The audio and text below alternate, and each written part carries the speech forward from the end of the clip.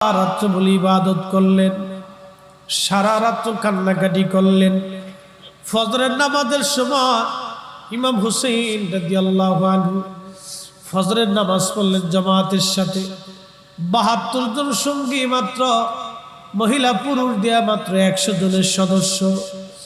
নামাজ শেষ করার পর আওলাদে রাসূল ইমাম হুসেইন রাদিয়াল্লাহু আনহু সাথীদেরকে বললেন, সাথীরা, আজকে আমাদের জীবনের শেষ দিন, ১০ই মুহররম।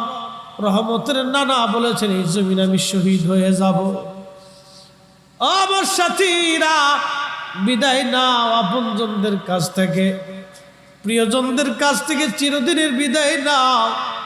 আর কোনোদিন আমাদের জীবনের সূর্য উদয় হবে না। এই জমিন থেকে আমরা গাজী হয়ে ফিরব না, এই জমিনে আমি শহীদ হয়ে যাব গো। সবাই আপনজনদের কাছ থেকে বিদায় নিতে